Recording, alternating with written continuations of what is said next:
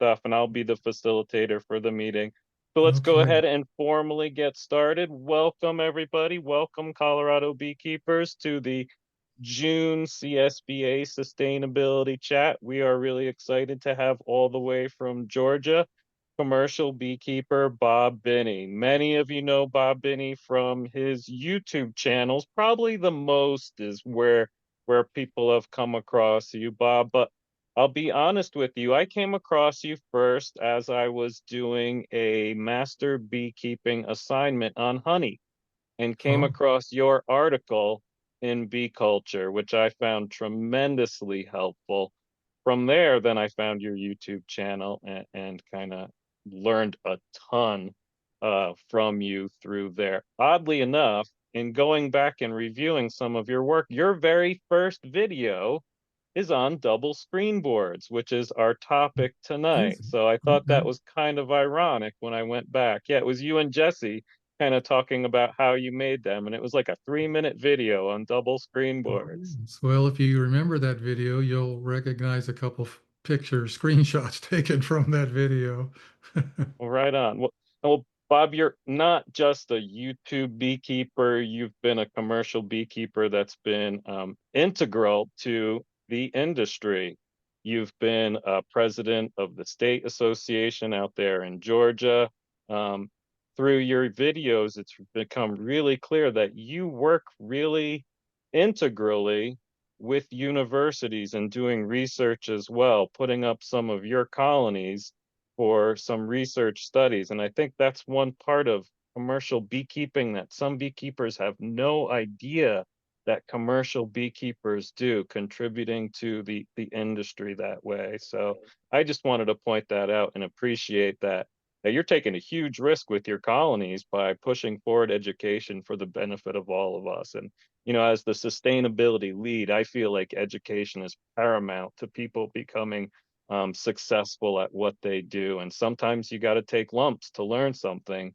And I appreciate the sacrifice that not just you, but commercial beekeepers make to the industry to be able to push forward our learning. So I just wanted to point that out because a lot of people see the rough things that happen with commercial beekeeping, and they don't always appreciate the positives that a lot of people who have the resources that run a lot of colonies are able to do. So thank you very much for that.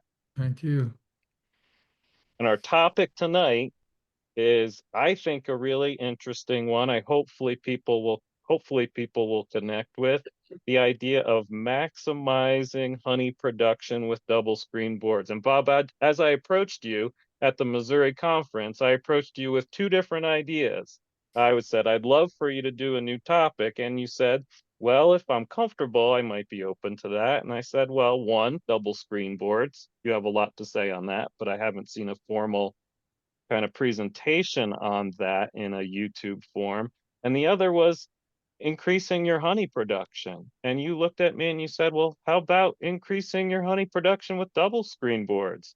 That actually sounds like a really good topic. So I said, let's go for it. So Bob, we'd love to hear all of your sage wisdom around double screen boards. Thanks again for coming and Oh, joining you us bet. tonight. And you As inspired me a little bit. I hope to put out a YouTube video on what this topic right now. So awesome. I don't know if it'll come out right away, maybe next year. I don't know, but it needs to be done. It's something that is overlooked. I didn't know what they were, at all in my early days until it was pointed out to me by a very experienced beekeeper.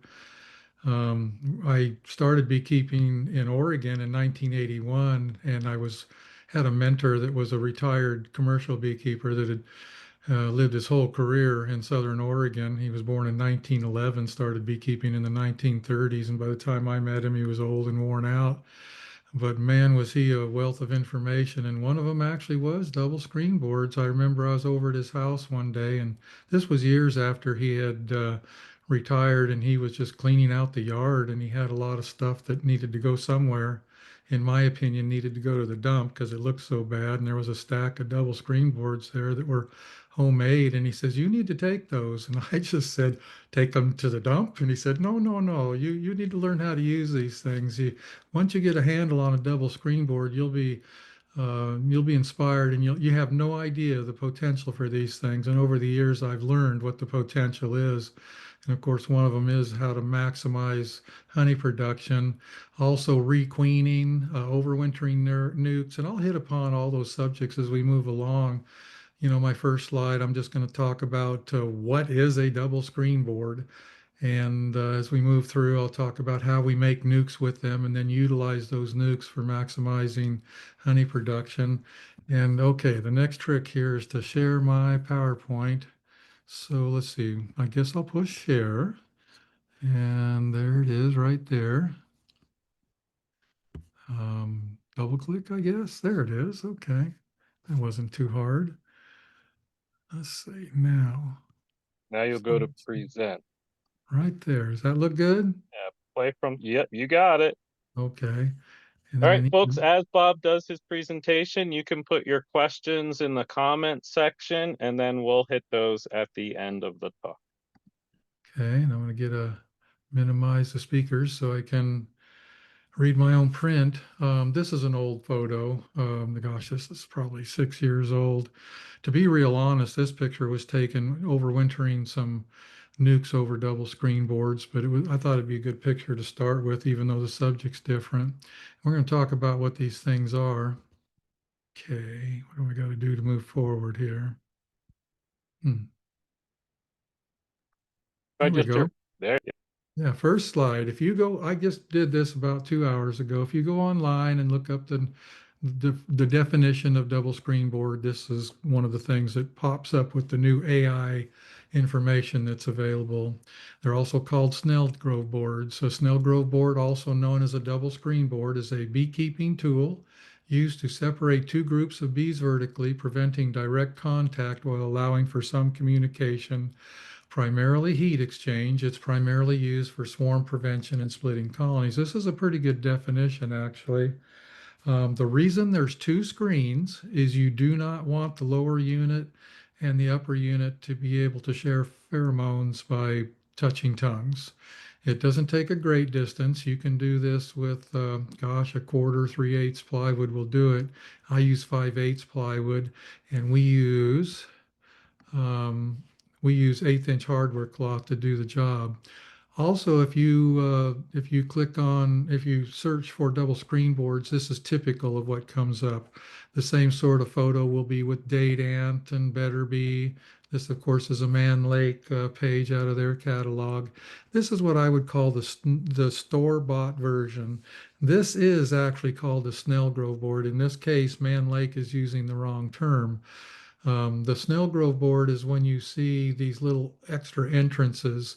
You do not need those. For me, those are just parts that get lost, and I'll explain why in a moment. But here you see 1/8 inch hardware cloth on two sides. Again, thick enough. They probably got a 1/2 inch piece of plywood there. It's thick enough so the bees cannot touch each other through the screen, which is extremely important so that the upper unit can realize that it's queenless when there's a queen below and you're perhaps trying to introduce a queen or get a cell started. We use our own homemade version. And you mentioned our video with Jesse, and this is a few photos out of that. This entrance right here is about 2 inches. It's a pretty good size for typically starting a nuke over an existing colony. We build them ourselves. We use 5/8 plywood in our case, drilled two holes. The holes are not important. Bigger, a little smaller, not a big deal. Heat rises, so those two holes right there, which are 71 millimeter holes each, let a lot of heat come through. In the winter, if you have one of these sitting over a strong double deep colony and you have a nuke overhead, you can put your hand over those screen holes right there and feel quite a lot of heat coming out. Even when the bees below are broodless, there's still a fair amount of heat because although the brood nest is kept at 95 when there's active brood rearing, even when there's no brood, you still have a brood nest that's about 85 degrees Fahrenheit at the center. So a lot of heat can come through there. We just staple on some 1/8 inch hardware cloth on both sides. Pretty simple.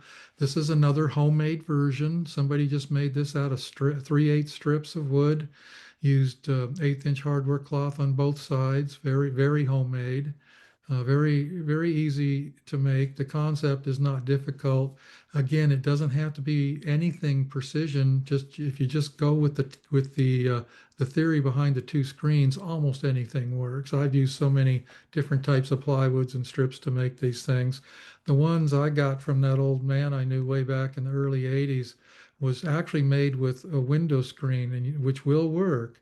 If you use window screen, you really need to use metal window screen and not fiberglass because bees will chew through fiberglass window screen in short order. So it needs to be metal screen, not fiberglass. Let's see, why are we not moving? There we go. This picture was taken this morning. This is one of my bee yards in Lakemont, Georgia. And as you can see, almost every colony there has a double screen board with a nuke above. The nuke was started from the colony below, gosh, probably about 3 weeks ago. And we pulled 3 frames of brood out of the bottom, pulled it up into this upper box, and put a caged queen in there, introduced a queen to start the nuke up above. You can see all of these colonies have an excluder over the bottom box. In other words, it's a single with an excluder, and every box between that excluder and the nuke over the double screen board is a honey super. So that's what's going on here. There we go. There's a little closer look. We do it on pallets too. Works just as well on pallets as it does on an individual stand. The way we set them up, and also this picture shows something here of interest. The nukes on these particular colonies are starting to get fairly large. The idea is the timing is everything here. The idea is to set them up in such a way that they're going to become very large just in time to combine before honey flow begins. And because of the size of these nukes, that little 2 inch hole is not enough. You get 8, 9, 10 frames of bees going on in that box, and you need to give them an extra entrance or you can have some swarming or absconding or something going on. Even though our swarming season has passed, basically passed, if the colony gets too confined and overheated, they'll just leave. They'll even swarm with on-capped queen cells. They just kind of get desperate to leave, and they do that. So you can see how we've cracked the lids. We've provided an extra entrance, which is of course extra ventilation too, and that's important to recognize once you get these things going pretty large. We're feeding these nukes. That's what the gallon bucket is. Although there's a honey flow going theoretically, I was just mentioning earlier that we've had very little honey coming in this year, and those second boxes there over the excluder don't have much in them. We are feeding the nukes above because we can grow those artificially with sugar syrup, which I'll go in depth about a little more as we move on through this presentation. So it's a 1 gallon bucket. Sometimes they'll get a 2 gallon. At the very least, perhaps a 5 pound honey jar over there trying to make those nukes grow. This is how we configure them on a pallet. It's not a super sharp picture, but if you look closely, we have only one entrance on one end of the pallet, and we also have entrances on the side. Every entrance has a different side of the pallet. Less confusion, especially if you're mating queen cells. This is important. A little less traffic coming in the front of the pallet. Split it up so that some of it's coming in the side of the pallet. The bees come and go from that little 2 inch hole on the side just fine. There's zero issue. I've never seen any difference between the nukes established over that hole on the side as I do the ones in front. It's a non-issue. So I'm going to talk a little bit about how one of the ways we make these nukes, get these things set up. This was a double deep colony I'm working on right here.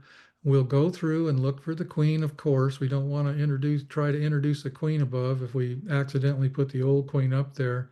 So we'll look for the queen as we work, creating I call it assets, the brood and perhaps the honey that we want to put above.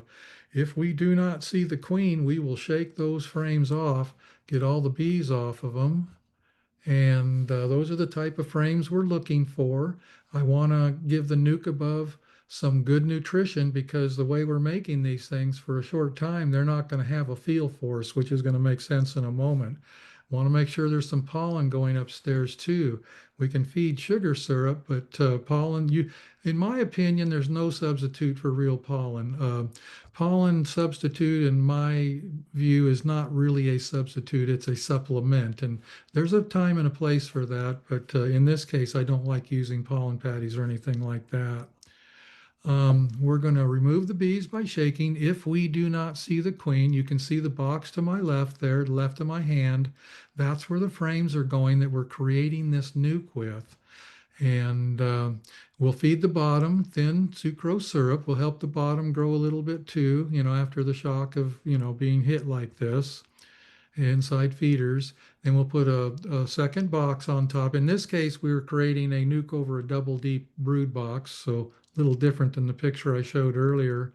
Putting the second box back on, putting a queen excluder on, and then putting the box on top of the queen excluder that if we had to shake all the bees off because we didn't find the queen, we'll put that box over an excluder and the bees will come through the excluder to cover the brood in short order. In most cases, we'll come back the next day and pull out that queen excluder and put in a double screen board to create the nuke and put in the queen cell or the caged queen, whichever we've chosen to use. You can see here what I've done in this particular instance. It looks like I put 3 frames of brood and a frame of food on each side of that. So we've got 5 frames that have no bees on them. And again, the next day this will be covered with bees. Then we can put the double screen board in. So there's some advantages to doing this, and this is one of them right here. Queenless nukes or colonies will begin raising emergency queen cells within 8 to 24 hours. If needed, this system of making a nuke permits us to spend days making queenless nukes without them starting emergency queen cells because they're sitting on top of a queen-right colony. We can then come back and install many queens in one day when they arrive, which keeps queen banking to a minimum. In other words, we might set colonies up like this for 1 or 2 or 3 days in anticipation of queens arriving in the mail, later that week. And then we can go back and do this. Take out the queen excluder, put in the double screen board, put the nuke back on top, and put the caged queen in. You can see to the upper right hand corner of this picture, you can see a lot of caged queens on a bar there. And this we can do hundreds in one day. So we do that. We'll create the nukes a day or 2 or 3 before, and then come back on one day if we're using caged queens to do the work. After installing the double screen board, the older bees, which are much more aggressive, will return home, leaving only the younger bees, which will greatly enhance queen acceptance. This is one of the big advantages to creating a nuke over a double screen board, and that is you get superior queen acceptance. Even in the case of cells, you'll get superior cell acceptance.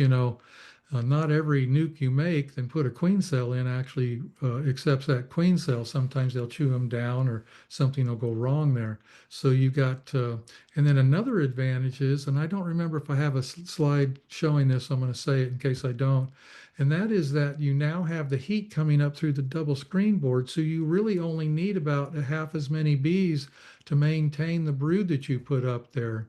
That's why you need frames with pollen in them or good assets because they won't have any field force immediately. It will take a day or 2 or 5 to get a good field force established where they'll start going out and gathering nectar and gathering pollen especially. So that double screen board enhances the warmth inside the nuke so they can get by with half as many bees. And then within a week, they get over the shock of having lost that field force, and the heat from the colony below will make that nuke grow really quick, a lot quicker than it would have if it was sitting on the ground in a nuke box, at least in our area. I would assume the same way in upper Colorado there. It's probably pretty cool at nights there I until was summer. just going to jump in and say that exact point, Bob. What you're saying here is a really important point in Colorado because of the temperature differences that we experience at night is a huge difference than what we'll experience in day. So that support of that small colony from the heat of the one below it in April when you're doing your splits, even in May, it can be very helpful to have that heat support with the fluctuation of temperatures. Yeah, we take advantage. For us, we're talking about March. Our nights are still quite cool in March, so same scenario for us. Here's another picture of it before. Actually, I guess I should put this picture ahead of the other one. Got them reversed. You can see the 1 gallon bucket there that we're going to feed. You can see the excluder in between before we come back and put the double screen board in. And as long as we keep that nuke above well fed, they'll grow pretty quick. And this is my recipe for sugar for several purposes. The sugar water that we're gonna use to build nukes on is the upper line there, the 1 part sugar to 1.25 or perhaps 1.5 parts water. This is fairly thin. This is really the best sugar syrup for building brood and comb without gaining extra weight. In other words, without plugging out. This ratio is highly stimulating. It also elicits hygienic behavior and it creates an antiseptic condition in any calling that you're doing this with. Experienced beekeepers recognize that once a nectar flow starts, some issues can tend to either diminish or diminish somewhat or completely disappear. Things like European foul brood, chalk brood, perhaps. I don't know. You probably don't have chalk brood in Colorado because it's so dry. But this is important. When you feed thin sugar syrup like this, you are emulating a nectar flow, and the bees create the exact same chemistry with the thin syrup that they do with nectar. Part of the reason that all of this is happening is primarily that they add several enzymes, but the one that's doing this chemistry deal right here is glucose oxidase. Glucose oxidase produces gluconic acid, which is brings the pH of nectar down to an average of 3.9. In the end, that's what honey averages is a pH of 3.9.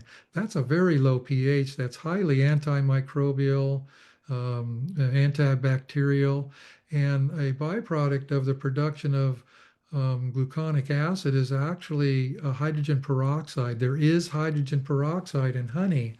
And if you are feeding thick syrup, this chemistry isn't occurring. You're adding weight and perhaps you're drawing some comb, but you're not creating this antiseptic condition that happens with the presence of hydrogen peroxide. You're not eliciting this hygienic behavior that occurs naturally when an incoming nectar flow is occurring. And although sugar syrup, I'm not here to tell you that it's exactly like nectar coming in, but it's pretty close. I mean, nectar is primarily sucrose anyway. And that's why they're adding some of these other enzymes like invertase and stuff to create all the chemistry that occurs. So this is important. If you go to a video of mine called "The Chemistry Behind Feeding Bees" Part 1, I talked about this in depth. And I quoted some other research from around the world, some from Bangladesh and Australia and different places, where they're showing that feeding thin sugar syrup will produce more brood and more comb than actually feeding thicker syrup, even 1 to 1. This 1.5 parts water is going to make you more brood than 1 to 1 will. And of course, when you're trying to draw comb in this nuke, you're not trying to put on a heck of a lot of weight. You're trying to create a lot of brood for, in anticipation of the moment when you combine these two units. So in this case, thin sugar syrup is your choice. I ask a question related to feeding there, Bob. Sure. Sometimes you feed with a bucket and sometimes you feed with a frame feeder. Does the distinction between your choice of tools fit into this conversation here? Absolutely. I'll go back to that video I mentioned. I would recommend that video. It's one of my better ones. The Yeah. chemistry behind feeding bees, part 1. I talk Yep. about why buckets are better for growing a colony than using inside feeders or hive top feeders. Not only do you want to use thin syrup, but you want to create a steady flow, not a dump of syrup. If you just dump a bunch of syrup on any colony at any time, you are not promoting brood production at all. You're just creating weight. You need this steady flow. These buckets, like a 1 gallon bucket with, say, 6 or 8 1/16 of an inch holes drilled in the plug up above, is going to last you a week. That's a steady moderate, steady flow. If you just put in an inside feeder and they suddenly get a gallon and a half in 2 days, you didn't do much but just gain a bunch of weight. You drew some comb, but you also put in a lot of weight, which is not someplace that they're going to be laying brood. So for our purposes here, the bucket up overhead or a jar, whatever you choose that creates a moderate flow is very much more desirable than an inside feeder or a hive top feeder. So here's the slide I was alluding to. Also, warmth rising through the double screen from the colony below will initially help sustain the brood with less bees and then help the new nuke expand quickly. Okay, you got a question to answer here. Actually, it's more than just mated queens or queen cells, so you can let them raise their own, which I really don't like in this case. When we make our nukes in March that are going to become nukes that we're going to sell, we often buy queens so we can get them out the door quick.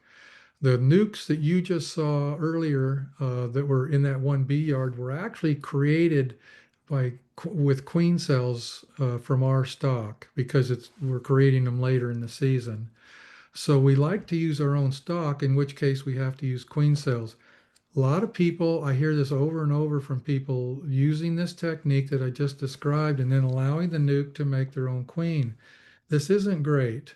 You're going to get an inferior queen in most cases doing that. Often and has to do with any walkaway split, honestly. In many cases, the bees don't take the best larva to create the best queen. They are indeed in an emergency situation, and sometimes they'll produce queens from larvae that are 48 hours old, or in some cases even older. When you're making queen cells yourself, of course, ideally we're shooting for a larva that's between perhaps 12 and 36 hours old. Beyond 36 to 48 hours, the food changes. We call it royal jelly up to that point, but after that, larvae are fed something that has a little bit different chemistry, and I just call it brood food. It's not the same. And if you're doing a walkaway split in any way, shape, or form, you're in danger of creating that situation. Now, there is a trick to get around it a little bit, and that is that if you go back in 4 days and go into that walkaway split or a nuke you might be making in this instance, and you seek out all the cells that are sealed and kill them and leave only the cells that are unsealed, you will effectively be leaving only the cells that were produced from younger larvae. But you still have another issue. If the nuke is very stout, they will create very good nutrition for feeding these cells. But if it's a weak nuke, you are still going to get an inferior queen, perhaps, even if they made that queen from a younger larva. So although we aren't afraid to use queens in make colonies that make them under emergency cell impulse, we always watch them and look at them. I never sell a queen that was made that way because I'm able to watch those queens and replace them if they're not doing well. I would never put a queen made from an emergency impulse in a nuke that I was selling to somebody else because there is a percentage of those queens that just don't turn out to be that great. So let's see. There we go. Queen cells. That's a fun Mm. picture. We used to go to South Georgia. I don't have for 5 years. I've not done that. This was a cell building yard, 72 colonies. It was dedicated to doing nothing but building queen cells. And that's just a fun picture. I can't help but put it in there because it looks so good. And if you are using queen cells or letting them make their own, um, one of the biggest mistakes that people make, in my view, is not waiting for the drone population to be both large and mature. This is one of the problems with buying queens out of perhaps South Georgia, South Texas, California, perhaps, that are the very first queens of the season. It's just irresistible, especially in South Georgia. Many of the queen producers are selling queens as soon as they possibly can. Now, those queens may be laying a good pattern, they may look good, they may be doing okay at first, but quite often you'll get early supersedure. A queen can mate with one drone and still give you a very good looking pattern, but the colony understands that that queen may not be well mated, and they will move to replace her by superseding. That's why quite often you'll see heavy supersedure numbers with some of these early queens coming out of the South. When I don't much buy queens out of South Georgia anymore, but when I used to, I'd always wait for the second or the third round to make sure I was getting the very best queens. So something to keep in mind is that the drones need to be at least 2 or 3 weeks old to mate to be mature enough.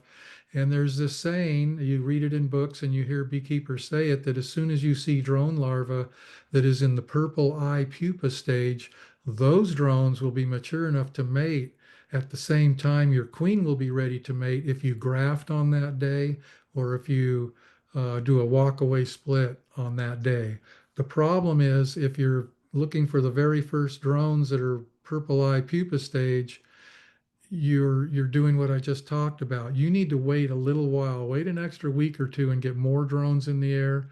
I like to be quite dramatic when people ask, and I say, you need zillions of drones in the air to get proper mating. You want a queen to mate with lots of drones. That this polyandry thing is very important. Polyandry basically is defined as the female of a species mating and having the offspring with many males. And in bees, it's very important because like a community of people or a family of people, you don't want everybody to be identical. All these genetic lines are good at a different chore, you know. If she mates with, say, let's just an easy number, 10 drones or something, you know, one line of genetics that she mated with might be good at house cleaning, one might be good at defense, one might be good at collecting pollen, one might be good at building queen cells. You know, one might be good at, this or that, hygienic behavior, whatever. You want all of these diverse things in your colonies, and that's why polyandry is very important. And it's very important to make sure your queen gets mated with a lot of drones. And can you split with swarm cells? Absolutely. The swarm cells, in my view, that are done properly and on time make the very best queens, period. There's no debate about it. And there's going to be one exception here that I'll get to in just a moment. Swarm cell, queens from a swarm cell are that they have an advantage right out of the gate. Recent research has shown that eggs that are laid into a queen cell tend to be just a small percentage heavier. There seems to be more nutrition even in the egg itself. And then in the case of the colony, they're giving these cells very special attention. This thing is getting fed a bunch of times each day. I don't know the number. It's probably thousands of times. This cell is being touched. It's being fed. The bees are touching it. They're inspecting it. So it really gets some serious attention. Now, in what case would you not want to use swarm cells? And there is one, and I learned this the hard way. Seems like I've learned most of what I know in beekeeping the hard way. Way back when I first got started, I was desperate to expand and I had very little money. I really couldn't afford to buy queens. And yeah, I did a lot of walkaway splits and everything I could to get queens without spending money. And what I would do is, there's always this 10 or 20%, maybe 10% of colonies that are building swarm cells a week or two ahead of the rest. It's really not time yet, but they're doing it anyway. And I just take all of those cells, I cut every single one out and make nukes, and I expanded a lot by doing that. Well, guess what I had after 4 or 5 years? I had a whole outfit, 400 or 500 colonies that wanted to swarm early. So that was a hard lesson. You can breed for swarming, you can breed for low propensity to swarm, just like you can breed for gentleness and honey production and all the rest. So be mindful when you're using those very, very early swarm cells that you could be making a mistake. And of course, there may be a reason for that colony to build swarm cells. Maybe they're plugged out and they're desperate. And the way to breed for colonies that don't swarm much is to just take 10 colonies, let them all plug out, and the one that doesn't swarm, breed from that one. So see, there's ways you can breed for non-swarming or low swarming. Timing is everything. We're actually getting towards the end of this presentation. I think I've got one more slide after this. So this picture was taken yesterday in the same yard that I showed early in my presentation of those 26 colonies sitting in a yard. In this location, what's the date today? The 3rd or something like that? I don't remember. But we're a month away from sourwood production in this yard. And I want to grow that nuke up above, right up to the point where I want to combine it with the colony below. And here's my timing. This is my thinking. It's my theory. I think I'm correct. I think most people would agree. You don't want to combine this nuke on the day the honey flow starts. You want to combine, in my situation where this honey flow is only going to last 2 or 3 weeks, I want to combine it about 7 or 10 days before the honey flow starts because any eggs that are laid beyond that point are not going to help me make any more colony or any more honey. They're just going to be extra mouths to feed later on. So about 7 day, 1 week, maybe 10 days, depending on, weather and what I can pull off. I will go in, and this is where we've set ourselves up for a tremendous amount of work because we've got 400 or 500 colonies that look like this. We're going to go in and find all the queens in the bottom box and kill them. And then we're going to take this top box and simply set it on top of the bottom box and make it a double deep colony. Now, these colonies in this yard, they're going concerns. I mean, these are serious colonies down there. That single with an excluder is a overwintered colony that perhaps had a nuke taken out of it earlier in the season. It's got 7, 8, perhaps even 9 frames of brood in it right now today. And if we time this perfectly, and this nuke has anywhere from 6 to 9 frames, it's hard to get these nukes to have 9 frames of brood in them.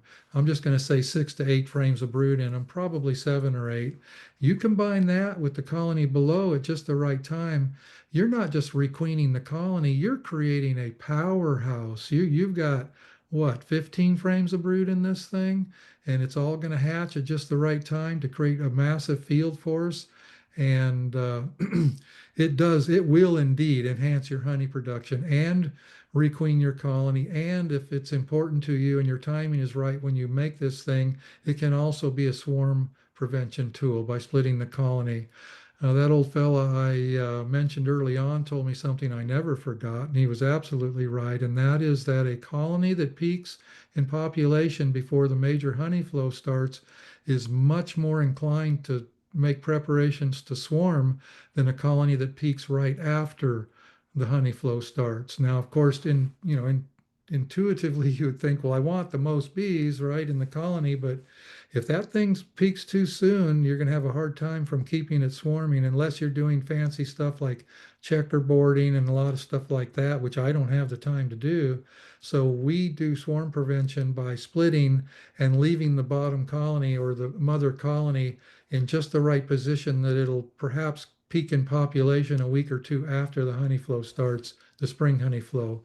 Now, so let's go back to this idea that you want the most bees in the box to create honey as possible. Well, in the early spring, if I had, let's just pick a number, 10 colonies of bees, and I'm somehow successful at keeping 8 of them from, or 9 of them from swarming by splitting at just the right time, compared to the having some that had much more bees in them, but got too big too soon and half of them swarmed. I'm going to have a better honey crop overall with the ones that I actually pulled a nuke out of or whatever it took to get them down a little bit. And plus, I created a harvest too. I consider a nuke as a part of my harvest. I look at this not only as a fun occupation, but also I'm trying to make a living at this thing and make money. And when I can make a nuke and sell it, my goodness, that's a super honey right there, or maybe more. We sold our nukes this year for $210. Of course, I probably had $50 in labor and sugar syrup and a mated queen and extra frames invested, but that's a lot of profit, especially if I was at the same time able to keep the colony from swarming. Of course, in this particular instance, this nuke was made later in anticipation of the sourwood flow that's coming up. So a little different scenario, but this is worth considering. And these double screen boards are just not taken advantage of enough, in my view. Another place I use them a lot is if I run across a colony that is swarmed and or on the verge of swarming, I feel like it's going to be hard to stop them. I'll put a cell in the bottom and a cell in the top with a double screen board in between and let both halves mate. If one is unsuccessful, I'll just pull the double screen board out and combine. And I haven't lost one single thing. All the bees that were there when I split it are still there. And if both units make it, well, now I've got a decision to make. I can turn it into a double queen system, or I can pull that nuke off the top and create another colony. And that reminds me of something else here that we're going to be stuck doing in our outfit.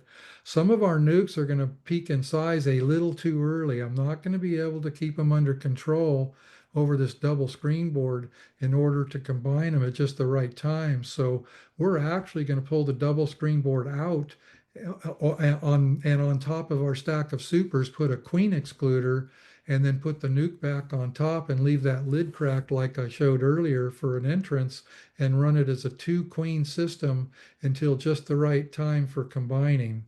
So there's some things to consider here. You don't want to you don't want this nuke to get too big too early. And if it does, the remedy is simple. Just turn it into a two queen system, even if it's just for a week or two, and they'll get along just fine. And then there's for newer beekeepers, one last note here. Sometimes it can be quite intimidating in a full-size colony trying to find the queen down below and kill her. And if you're unable to find the queen, don't lose too much sleep. Just go ahead and do your combining. And believe it or not, in most cases, this young queen in this rock solid nuke that you put on top will be the queen that's left standing at the end of the day. Not every time, but more times than not. So you're still doing a tremendous thing here, creating a good, massive colony for honey production. And even if you didn't see the queen, you're still probably requeening your unit. So there's a lot going on here, a lot to consider, and the advantages are just tremendous. Time, and of course, like I say here, timing is everything. You can also see in this picture that I've used some Viroxan strips. I bought into this concept of using oxalic acid, extended oxalic acid strips or pads or whatever during the honey flow or in the middle of summer to keep my night mite numbers from going too high before I treat at the 1st of August. So that's what you see in this picture is some Viroxan strips in there. And there's Viroxan strips in the colony down below too. So that worked. Completely different subject, but mites are a big deal to me. Public enemy number one. I'm actively trying to come up. On the I'm on this journey of trying to create mite resistant stock, but I don't want to just go cold turkey and quit treating my whole outfit. So right now we've got 5 yards of bees that are not being treated. We've already got some breeder queens that have got zero mites in an alcohol wash after a year or year and a half of no treatments. So I'm kind of moving in that direction, but for the time being, the majority of my colonies are still getting treated. Let's see what the next slide is. It might be my name. No, okay, overwintering nukes. Yeah, this double screen board is tremendous for overwintering a nuke on top of a strong colony. In this particular instance, this picture I believe was taken 5 years ago. And in this particular instance, we were overwintering late nukes over a double screen board in order to sell them in early spring. So that there's value here. This last year, I overwintered nukes, not just to sell them, but actually to use them too, to repopulate to recreate some of the numbers in my outfit after selling a lot of colonies in the fall and winter. And probably not in Denver, but in our area, we can get 3 or 4 frames of bees through the winter over a double screen board on a colony that's creating heat. I would think even in Denver, if you had 5 good frames of bees over a double screen board on a strong colony, that nuke would probably make it through the winter. I So, agree. okay. Let's see. I think I got my information slide here. So this is me. This is us, Blue Ridge Honey Company in Lakemont, Georgia. We're right in the northeastern corner of the state. Most people do not realize that the Blue Ridge Mountains actually reach down into the state of Georgia, and that's where we live. Southern end of the Appalachian Mountain chain. Many of my bee yards are over the border into western North Carolina. I'm actually just a few miles from the North Carolina border. And we're also not very far from South Carolina. It's almost like a tri-state corner there. And we are right in the corner. And we are in the Blue Ridge Mountains. This is my website. That double screen board that I showed earlier that Jesse was making, we sell those on our website. They are different than the store-bought kind. I showed that picture from Man Lake that has a lot more screen, and I can't I cannot say that that's a bad thing. All that screen might help a little bit. Ours are different in that they are super industrial. Those things can drop off a truck or on the highway and still stay intact. And, so we can throw them around and stack them and not worry about poking holes in screen. And if you're interested in that heavy duty version that we sell, you can go to that website. I think if you just go online and put in Blue Ridge Honey Company double screen boards, it'll come right up. We have a fairly decent bee supply website there. We've only had the bee supply part of it over a couple months, and we're developing that. And the double screen boards are made like our lids and bottom boards. They're made with HDO plywood, which is almost bulletproof when it comes to beekeeping. It is the absolute best plywood on the planet for making lids and bottoms and double screen boards and things like that. It's quite expensive. It's $100 a sheet, but boy, it makes good stuff. And if you want to call the store and talk to one of the retail girls and you have questions, there's the phone number. And of course, if you want to look at my YouTube channel, it's just go to YouTube and type in Bob Binnie. It comes up. Evidently, there aren't any other Bob Binnies on YouTube, so you'll get that to me right away. Some of the videos are very good. Some are so-so. Some are old and could have been better. But there's some very good ones there on feeding bees. And as I alluded to earlier, I hope to have a pretty good video on this subject too. You have inspired me to do that. I need to create a good video on this subject. And you can comment on that channel. I do read the comments and answer questions whenever I can. So you can ask questions on the YouTube channel too if you'd like. And of course at blueridgehoneycompany.com you can, let's see, that's our email address is I should put that on there. I forgot. Blue Ridge Honey Company 1 at windstream.net is our email address. I need to remember to put that on this slide. Okay, that is my last slide. So let's see. Whoop, I guess not. Okay. And Then go back. Bob, your website is a much improved version of its previous version. It's very Thanks. slick now. You needed it bad, I know. And it got it for sure. Um, Gosh, I have so many questions and comments and things I want to say. I'll start with the first one. One thing you talked about is when you have queen cells, whether the colony swarmed or not, you can get two queens back above and below. You Yeah. can even give that bottom box a honey super and a queen excluder because the foragers are going back to that bottom box. They'll get a bigger population. You can often get a box of honey out of that requeening time because they don't have any brood to take care of. So Yeah. if your timing is right on a flow, you can even make honey while you're making two different queens. Yeah, that's a good point. Yeah. I'll have And to then include that in my YouTube video. there you go. My other one's a question. Some bottom double screen boards don't have a lip on the bottom. They're just totally straight flat across. Is yours like that? You can get them both ways. I'm not sure if we got the one with the bottom lip on our website. I forget. But if it's not there, you can call the store and get one with a lip on the bottom. We use the one that is flat on the bottom in all instances except for our cell building yard. In our cell building yard, when we create these cell starter finishers out of a single double deep colony, when we make that's, that's another lecture all by itself. We make the bottom unit queenless for just 2 days while we put our grafted cells in there and get them started.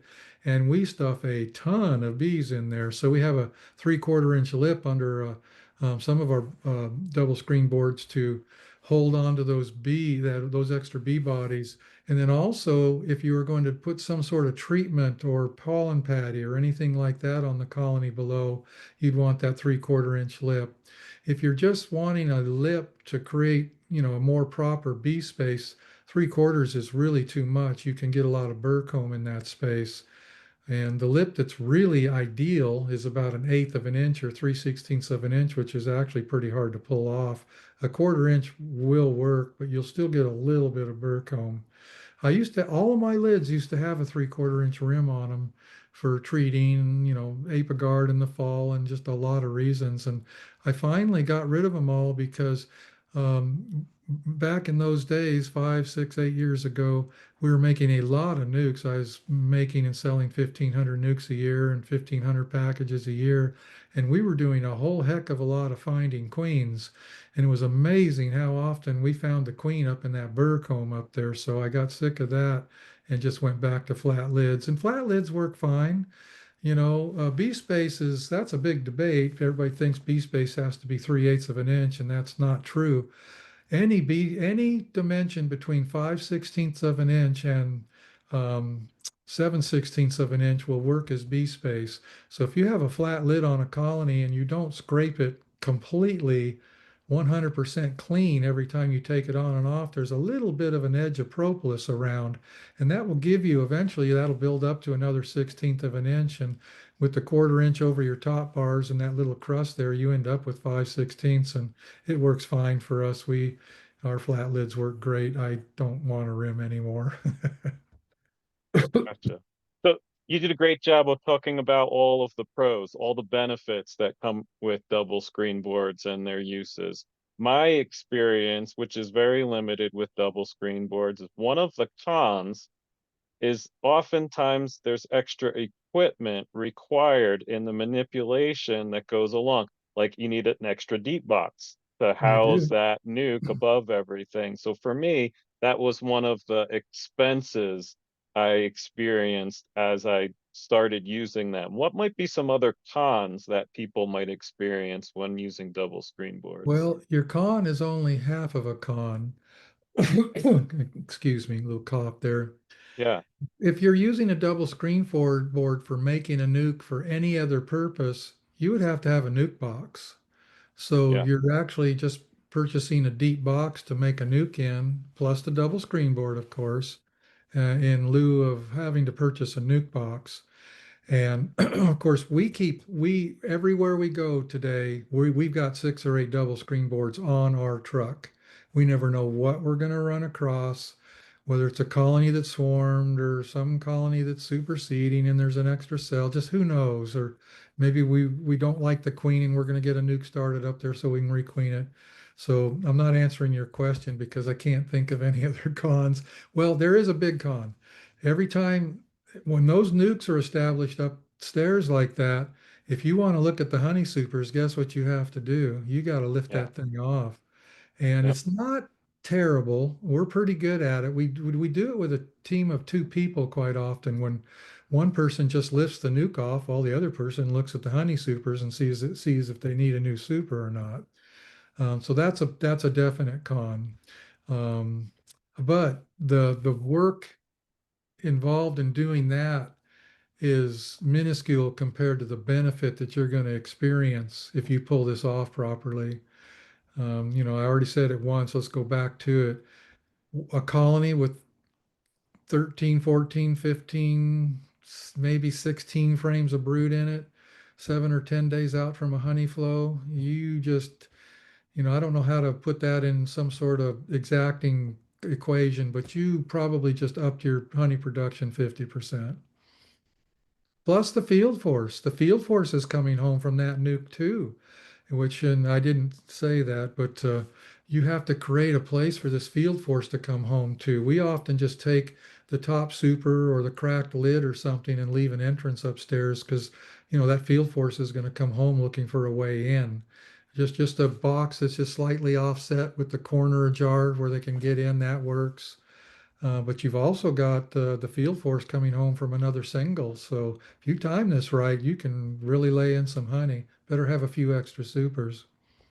now you talked about the potential of a two queen colony, replacing that double screen board with a queen excluder, and Yeah. then combining maybe a week after the flow starts. Uh, Um, a week before the flow starts. thank you. A week before this, but you talked about delaying the combination if your timing is off. Is that correct? Well, it delays, like if the nuke grows too fast and it gets big too soon, and it's going to swarm or abscond unless you do something, and it's still 2 or 3 weeks away from this combination, then you can create the two queen system and you can take the pressure off. Yeah. And then the trade-off becomes lifting up boxes to get to those Yeah. supers in Two between. two queen systems. I've done a lot of it, quite by accident, by using a double screen board to split a colony that is swarmed, and then end up with two halves that have made it. And I don't have another place in the yard to set a colony on, so I end up running a few as a double screen system. It's a pain. I mean, lifting that top nuke off every time you want to look in the supers is a pain. But I said this in just a recent video. There's two ways of running bees. You can do more with less or less with more. And Yeah, the two queen systems and using a double screen board to enhance your honey production, that's part of doing more with less. And so, there's two ways of looking at this extra labor, honestly. sure. All right, I'm going to start hitting questions in the chat. Okay, Um, sure. you talked about putting brood above a queen excluder and letting them stay there for a period of time until you're ready to requeen or add queens or whatever. Are there Yeah. ever situations where the box that's queenless will make their own queen cells? Absolutely. If they get more than a deep away from brood, they can do that. Or a deep, if they get a deep away from brood, they can do that. Occasionally, even a medium super away from the brood down below, they can do it. So you have to be on the lookout for that too. If you did that immediately above the lower brood nest, they would not build. They would be more rare that they would build swarms or emergency cells. All right, thank you. And Matt's question is kind of on the same lines. Does this combining the colonies through the queen excluder and then adding on the screen board remove the need for the beekeeper from having to go back in 6 days after making the split and cutting down queen cells before introducing the new caged queen? Okay, so that statement that I made on a slide, you just asked the question. In some instances, that is misleading because you do have to go through it and look for queen cells. If it's in close proximity to the brood nest below, in most cases, you will not. Okay, thank you. Deanna asks, would quarter cup sugar to 1 cup water be sufficient for feeding a That would be one to two. four ratio? It would. That's 2 to 1 in the opposite direction. 2 parts water to 1 part sugar. And That's yeah, one to four. Yeah. she's She's saying asking a what? 1 to 4, a 1/4 to 1 cup. So a Oh, that one, would be a little, some nectar is that thin. I mean, nectar comes in that thin in some cases, so it would work. A little thicker will get you a little more, you know, we want the thinner sugar syrup to do the stimulation and create all the chemistry, but you also need the energy there, the carbohydrates to do the work. So if you get too thin, you get a point there. I don't know where exactly the point of diminishing returns is, but I would suggest if you went that thin that you might have probably gone past it. thank you. You talked about the slow feeding is kind of hard with a frame feeder. Do you have any tricks to slowing down the intake of syrup if feeding with the frame feeder? Gosh, I don't know. Not off the top of my head. They Okay. take it pretty fast. I don't know Yeah, how you slow that down, honestly. thank you. Matt again asks, do you always combine the colony for the honey flow, or do you leave the screen board on top and have colonies share the supers in between? Well, that would be a queen excluder replacing that screen board if they're going to share the supers. In our case, I want to combine them because I don't need 2 queens going late in the system or late in the season unless I intend to take that top box and move it off and create another colony. In my operation, we're doing this to requeen the lower colony too, but you certainly could run a 2 queen system up till the end and then take the top box and move it off and create another hive with it. Sure. Like over winter singles, yeah. And Yeah. then here could be another slide for another presentation here. Have you ever seen success at resetting a laying worker colony by Uh, putting the laying worker colony above a queen right with a screen board? well, I don't use a double screen board. I just put them on top. I know if it's really a really strong lane worker, we'll take several frames and divide them up among several colonies. If it's a weak lane worker, we'll just set the whole box on top of a strong colony. End of problem. think that that strategy would be successful though, using a double screen board to set a laying worker colony straight? But why? Oh, you mean to create a nuke above it, get it established, and then drop it on I, top I of the lower I think box? he would mean to stop the laying worker behavior and then combine later, just pull that out once but you're saying you don't even have to do that if you have the ratio right. Yeah, if you are creating the nuke up above to fix a lane worker, by the time that nuke, in the few weeks that it takes for the nuke to become really well established and ready to combine, the lay-in workers going downhill fast, and perhaps, of course, in your area you're not going to have a hive beetle problem, but in our area, if that lay-in worker goes down too far, we're going to have a Yeah, huge mess. So as soon as we find a lay-in worker, we don't leave them. We do something. We either disassemble them throughout the yard, or we stack them on top of a good strong colony.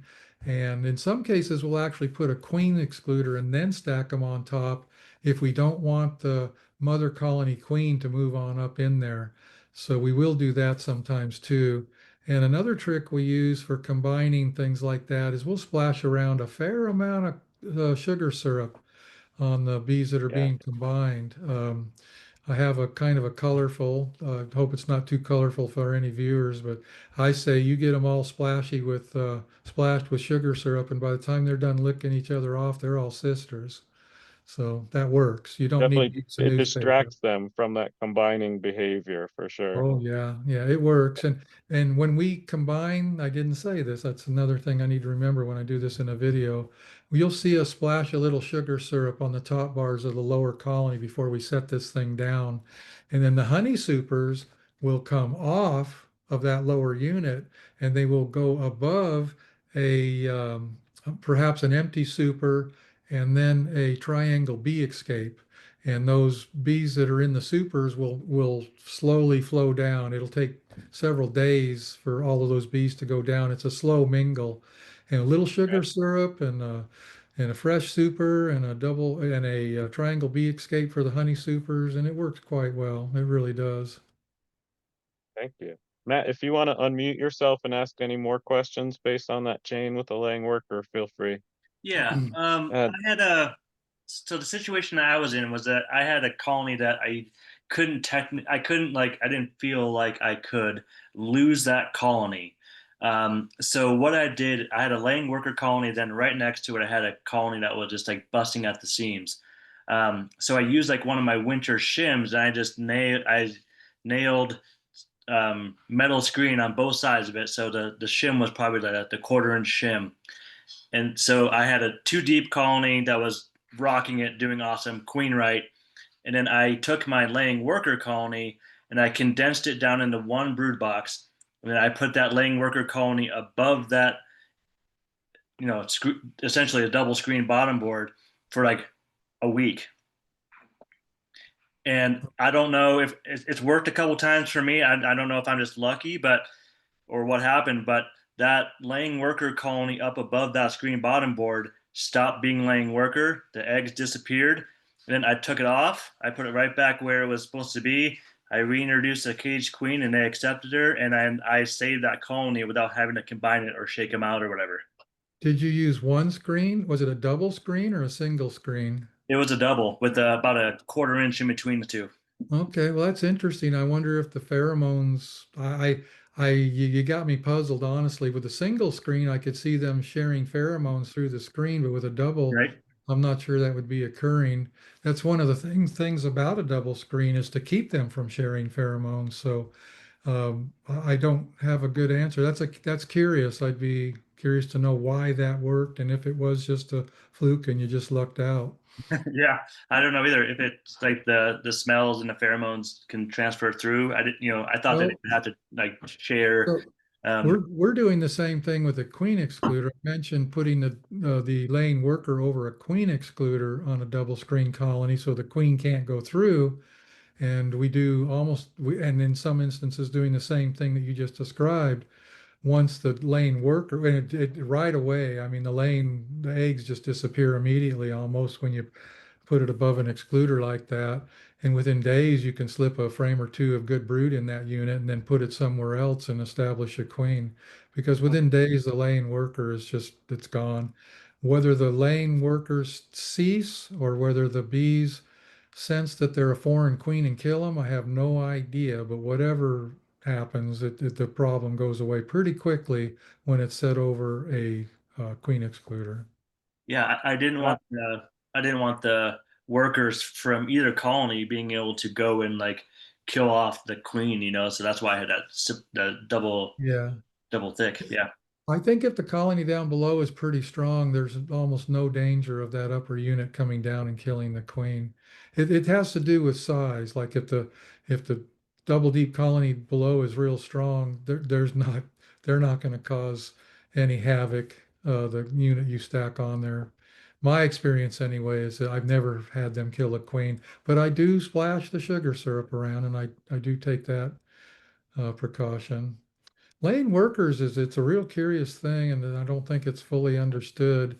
It really occurs from a lack of brood pheromone, I believe, not just a lack of a queen. So once you putting brood in that box when you move it off to another place is probably pretty helpful too. so I was wondering if it was the brood pheromone from below that was fixing that above colony and not the queen pheromone. You could absolutely be correct there. That's a good theory. Hmm, Yeah, good thank you. points. Right. Deanna asks, why are your colonies on the ground? You like to keep your colonies low to the ground, Bob. Talk about that. No, they're not on the ground. If I could go back and show the picture of that bee yard. They're on landscape timbers, and they're either on four-way pallets, which are meant for moving with a forklift. I guess the pallets are on the ground, but Yeah, these days, even my pallets are up on an inexpensive landscape timber because I'm not moving like I used to. I used to move my bees constantly in and out of state, California, different things. And I don't do that anymore. So even my bees on pallets are sitting on those little 3 inch inexpensive pressure treated landscape timbers. If we went back to that picture, you would see it sitting on a cross version of landscape timbers. They're probably 5 to 6 inches off the ground. Now our besides next, bears, do you have any critter troubles? yeah. Maybe I can go back. Let me see if I can go back to that picture. So I know you have electrified fences around all your colonies because you're in bear Absolutely, country. yeah. I'm going to go back and share to get to my Go for thing, it. back to that Yeah. picture. If I can pull it off right there. Share. It didn't work. That's what went wrong. Maybe it did share. Okay. It shared. It shared. Yeah, let's go way back. And let's see, where was it? Well, first picture shows it, landscape timbers, but the Hmm. one down here shows it better. It's hard to see, but they're sitting on a cross layer of landscape timbers. So the bottom boards are probably, in this case, it looks like they're about 6 inches off the ground, maybe even a little more. And you can see the electric fence there. It has a solar fence charger. We're in Bear Central. It's just if we don't have a bear fence, we don't have bees. It's as simple as that. Yeah. And we have good bear fences. We use a very nice charger. The chargers you buy for keeping your sheep and goats in does not work for bears. We get a real toasty charger, the kind that'll ruin your day if you touch the wire. And it works. This yard is about a quarter mile from my house, and there's bears there. We see scat and stuff all the time. It's just constant. And I think they get trained to know that the fence is hot, and then eventually they just don't bother it anymore. But if Yeah. that fence goes down, like if a branch falls over it and it shorts out, it doesn't take long before the bear thing knows that it's dead and tears things apart. That's one of my smallest yards. Our yards in the old days averaged 64 colonies per yard because that's what would fit on one of my trucks on the pallets. And these days we're averaging about 32 per yard. This yard has 26 in it. I have some yards that have 40, maybe one that's got 44 in it. And now that I'm not moving I've always known that the bees do better in smaller yards.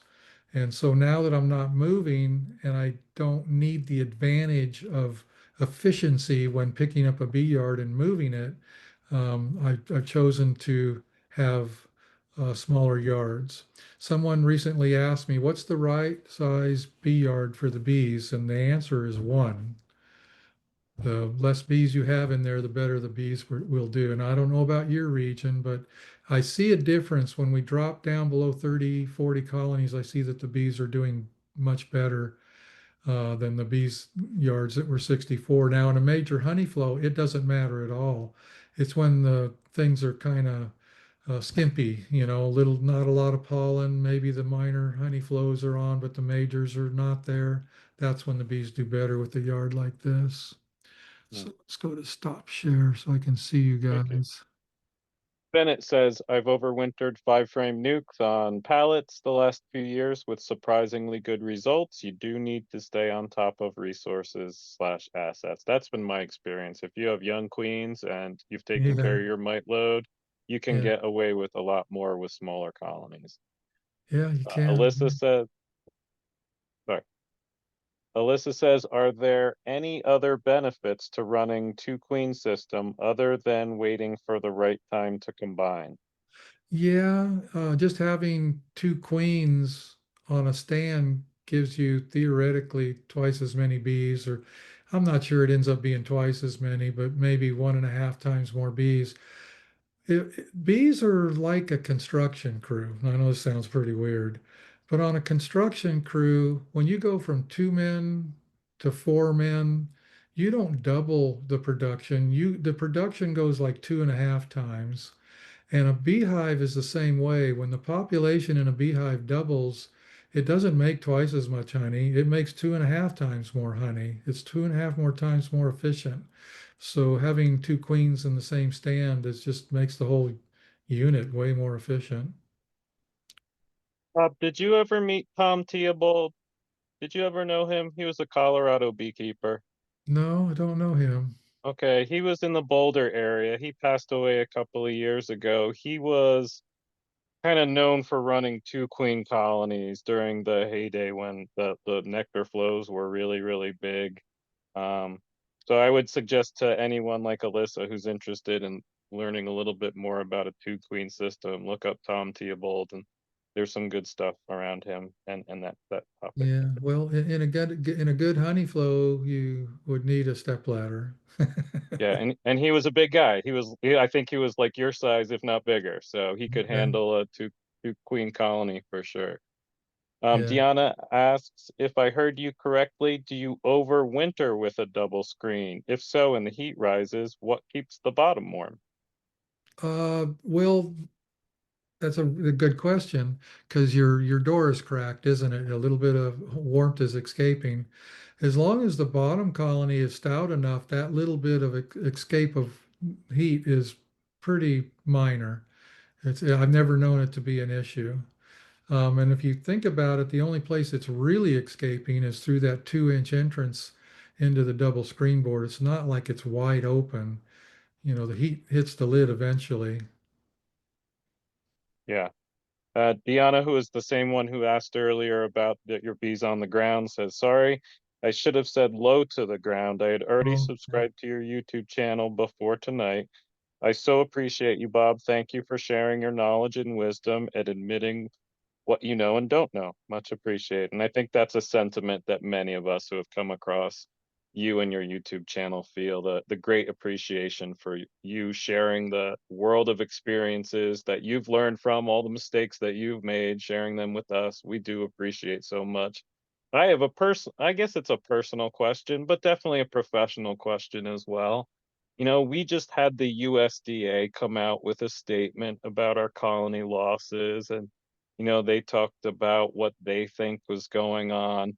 I think I know the answer to the first one. A, does that surprise you hearing the answer? And B, how might that answer impact some of your management decisions in your colonies, if it will at all? Okay. Give me your answer. Um, I don't think I don't think you're surprised at all. I've heard you saying it's Well, kind of a surprised whole at the bunch of different losses, you things. mean? No, surprised at the reason. Well, I Oh, depend. have you not read it yet? Well, are we talking about the new virus that some people Well, have? they talked about deformed wing A being prevalent, deformed wing B being really prevalent, and then Yeah. all of the Varroa samples, resistance to amitraz was prevalent in Well, those they've mites. also found another pathogen. There's a lot of stuff out there. If you this when let's see, when the colony collapse happened in whatever it was, what was it, 2008 Seven. or something, or I Yeah. don't Yeah. remember the year. When that happened, somebody came out with an article in the American Bee Journal, I believe, one of the bee magazines, and they showed a graph from the last 100 or 120 years. Every 15 or 20 years, the bee population takes a huge spike downwards. And in every instance, except for colony collapse disorder, there was no answer. Nobody knew why. And I've always theorized that it's just like the human race. Every once in a while, we get some exotic virus from China or something, and or a new flu or something. And it just turns out to be a perfect storm of events. And you could use the term death by 1,000 cuts, but in this case, it's probably just death by 3 or 4 cuts. They did find you mentioned the deformed wing virus thing. Talked about this in a video with the Dayland people. They had they found that early on, and I think somewhere in Michigan, somewhere they found another little pathogen. Here's something that's I'm not sure anybody knows yet. I need to get this on in a video. I have a friend over at the University of Georgia who runs the veterinary lab. He's in one or two of my videos. His name is Jörg Mayer. Yeah. Really smart guy. He's from Germany. He told me a couple weeks ago that he got a sample of foul brood, and the people wanted to know what it was. They thought it was European foul brood, and Jorg said it is a foul brood that has never been found on this continent before. It has been found in Switzerland, and it is slowly finding its way around the world, but it is now, he found, apparently, sounds like he might have spotted the very first sample with it in the United States, and that's not common knowledge. I don't know anybody that knows that besides him. So this stuff, there's always these new things floating around. I mean, that's life, that's evolution. We're always, even the human race, we're always dealing with new stuff like the COVID. Of course, COVID may not have been a natural occurrence, but stuff is always happening and developing. The bees are no different. Then you throw in a drought year with some malnutrition and maybe some resistance to amitraz and some 30-year-old comb, and put all this, and you just got a toxic soup of stuff going on. And Randy Oliver has a really neat analogy, and it's perfect. He said, you can float a boat, keep it bailed out, keep a boat floating if it's got a few minor holes in it. But once you get a couple major holes in it, suddenly your boat won't float anymore. And I think this last winter, our boat, many people just had a boat that wouldn't float because they had too many issues going on, many of which they had no idea was occurring. Mm. I'll Well, give you another yeah. example of, I know of a man who has a lot of bees, and he sends some of them to Montana in the summer, and some of them go to South Dakota in the summer. And the ones in South Dakota were on a honey flow late in the season, and he left them and didn't give them mite treatments until late September. The ones in Montana got past their honey flow early, and they got treated on time for mites. And he lost most of the bees in South Dakota and almost none of the ones in Montana. And those bees are being reported as part of the losses. See, Mm. so there's a little bit of Yeah. that going on too. Gotcha. Now, you're also a honey producer, honey packer. The price of Yeah, honey is really important to people like you. yeah, What yeah, what can we do as beekeepers to protect American honey? We have a lot of imported honey. This probably impacts people at your scale a whole lot more than a guy like me who's selling honey at a farmer's market.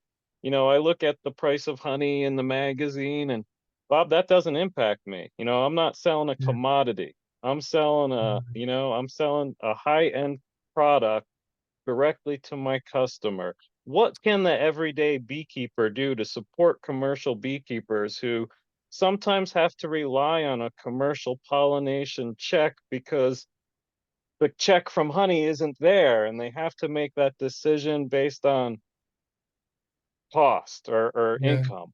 How can we Well, help out the commercial beekeeper get a better price for their honey? it really comes down to education, public awareness. When I started beekeeping in the 80s, honey was was possible because of a little extra money made by pollination. Now it's almost the reverse. Pollination is made possible by a little extra money made from honey production for many of these guys. Well, the first year I pollinated in the almonds, I got $19.50 per colony. Now it's running anywhere between 160 and 220. It's just this complete flip-flop. And but the honey prices were super low back then, but not like they are now. I think it just comes down to public education. I experienced something. I'm in the middle between this. I'm halfway between you and one of these big honey producers. I buy from the larger honey producers and try to Okay. pay them a good price. I play a game that a shrewd business person would consider stupid because right now, and I'll tell you, just yesterday I made a deal. Honey that got produced in North Florida and South Georgia this year is being offered for 225 to 250 a pound. That's a local thing. That's not a national thing. That's a southeastern Right. localized price. And Right. I made a deal with two of my suppliers so far, and I intend to probably make the same deal with several more before it's over. And my deal was 275 a pound. I could very easily find honey for 225 or 250 around by just going anywhere and talking to anybody. But I've got these producers I work with year in, year out, and I treat them just as good as I can possibly stand it. And Sure. yeah, I'm paying a price for it. I'm not making as much profit as I would as if I was playing the game as like you mentioned the word commodity, a commodities trader. Last year and the year before, especially, some water white honey up in the Midwest they were only offering $1.65 a pound for. It's crazy. That's way under the cost of production.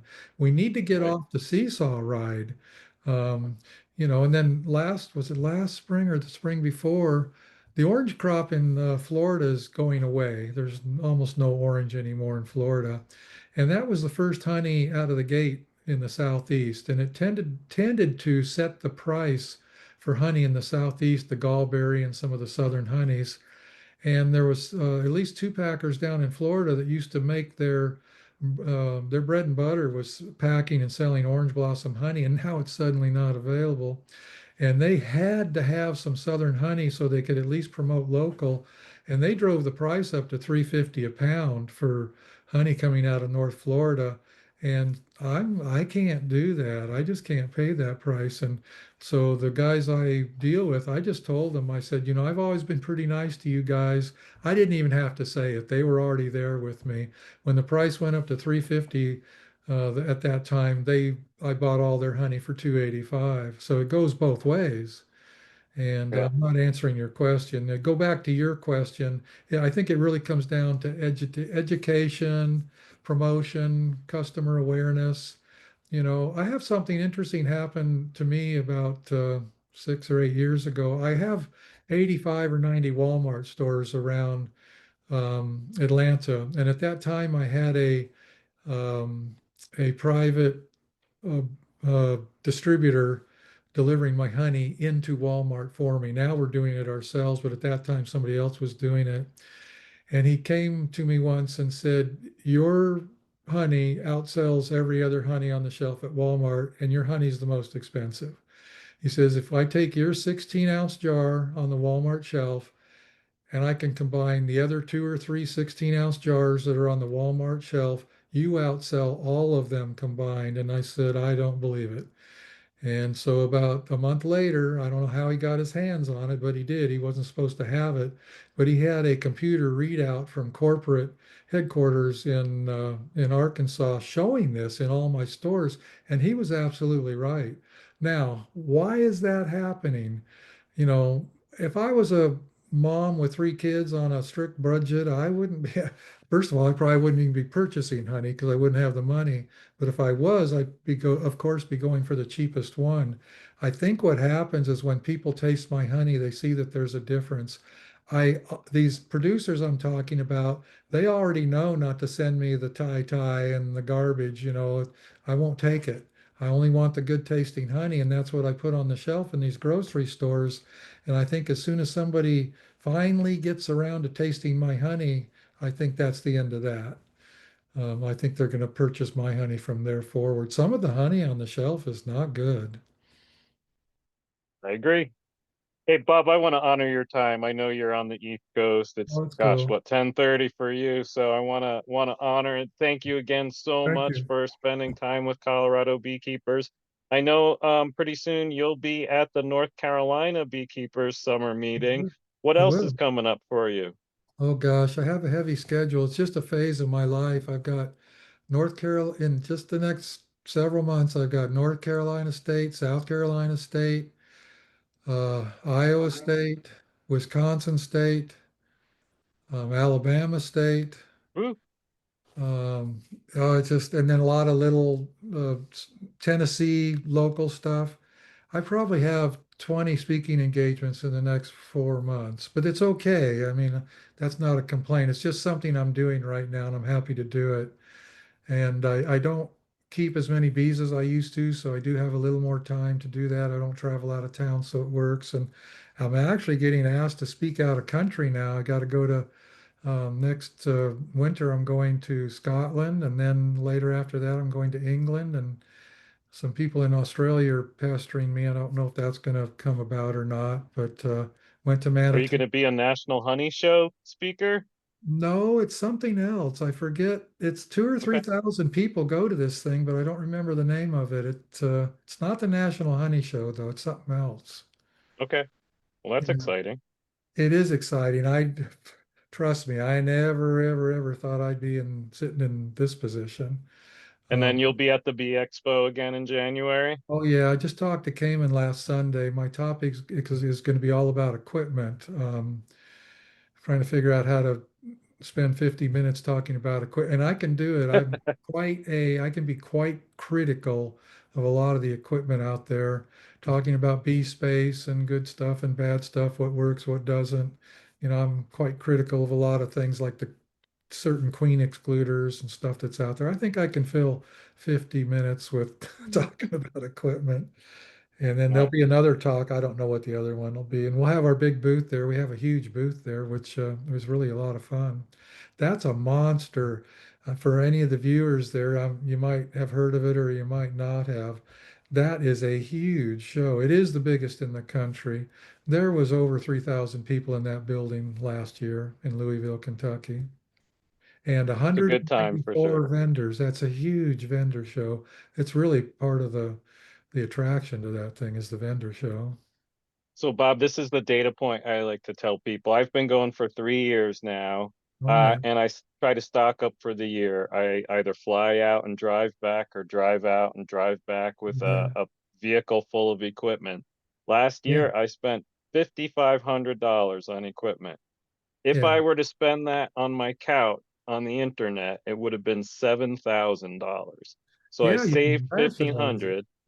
That's Yeah. the cost of my trip. That's my vacation. That's right. And Cayman is trying to purposely make that happen. That's Cayman's doing. He gets with these guys and gets them all to offer these special deals. And so, yeah, you can go there and save and come home with more money than you left with if you look at it from that point of view. That's right. Absolutely. In fact, last year I bought 200 pounds of beeswax for you for beeswax candles. Oh This yeah. year I bought 180 pounds and my wife turns them into beautiful candles that we sell at Oh, the market. you got that wax from us? Yes, sir. Okay, interesting. Okay. We did not, that was a little bit of a surprise how well the wax sold. First year we took a little and we said, hey, we better take some more next year.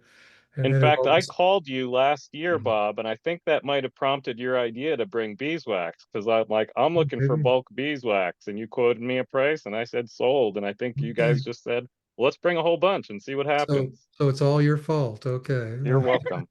I'll All I'll right. take my cut. Okay.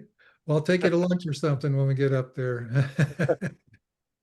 Well, thanks again, All right. Bob, for Thanks a all lot, you do man. for the beekeeping the community, and hope to see you soon at the Hey, thanks for convention. having me, and I'd love to come to Colorado if the dates would work out. We will definitely follow up on that, Bob. Okay, have a good We'll evening. be Thank talking you. to Yeah. you, Bob. Take Okay, care. Have a great night. bye-bye. Bye. Bye.